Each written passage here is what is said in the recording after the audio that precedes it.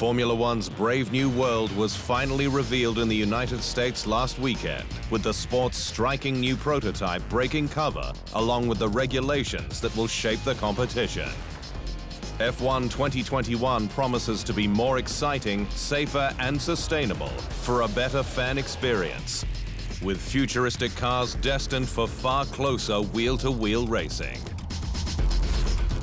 The difference to 2019 spec cars is stark, with new wings front and rear, more underbody ground effects aero, new wheel weight control devices to control airflow, suspension tweaks, and 18-inch tires. To create a more level playing field, a $175 million cost cap will focus on-track performance. There will also be a slew of standardized parts requiring a prescribed design, along with those like brake pads with limited changes allowed. Race weekends will be compacted, with the drivers and teams arriving a day later to be able to cope with up to 25 events. While update parts will be limited to curb the arms race normally fought between the top teams. The new regulations were unanimously approved by the FIA's World Motorsport Council. F1 went all out last week in an attempt to reach the American mainstream, with the sport dropping into Hollywood Boulevard for its Los Angeles Fan Festival ahead of the United States Grand Prix. Red Bull, Mercedes, and Renault brought out the F1 machinery and talent on a narrow street course designed for donuts, with thousands turning out for the demonstration. We did the triple donut before with 3 Red Bull cars in Zandvoort, but of course here, 3 different brands at the Hollywood Boulevard. I mean, I don't think you will ever get that again. First time doing a donut, which was quite interesting. Was a bit nervous before my first run, but everything went pretty smoothly. The next fan festival will be held in Sao Paulo, Brazil. Red Bull is expected to make a decision on both its 2020 driver lineups in short course, with the brand's motorsport consultant Dr. Helmut Marko confirming all 4 current drivers have been retained. Alex Albon is in pole position to keep his seat at Red Bull Racing, having matched Max Verstappen's Q3 time in qualifying on his first visit to Japan, meaning Pierre Gasly is set to stay with Toro Rosso.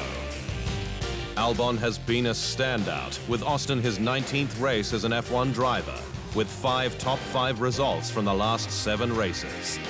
I mean, it's different because coming from Toro Rosso, obviously, there is that kind of junior team mentality. It's very much learning, kind of teaching the driver, that kind of thing. Over at Alfa Romeo, Antonio Giovinazzi has been confirmed for 2020.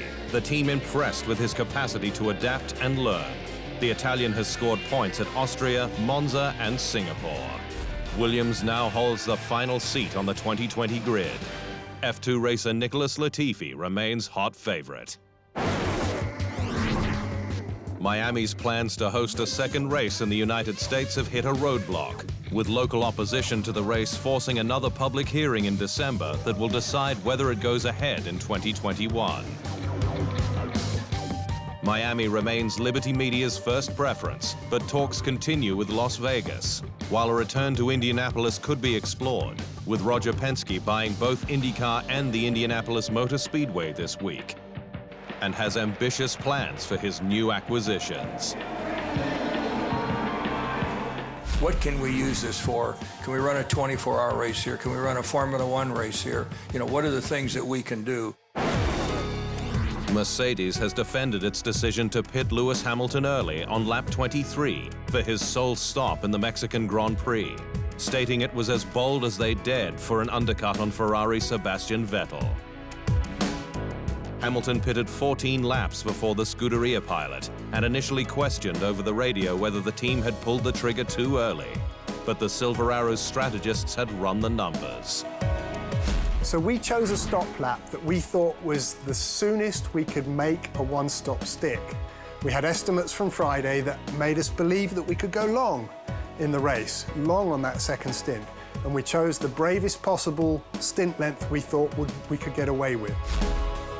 Hamilton claimed the lead on lap 44 once the front pack stops had all played out. with Mercedes surprised by its two stopping rivals, with tyre degradation low enough to stop just once. The remaining laps just about Hamilton managing the gap to Vettel.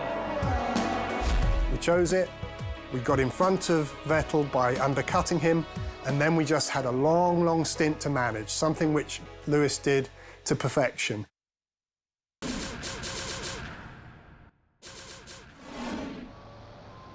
Thanks for watching. To stay up to speed on all things Formula One, make sure you hit the subscribe button.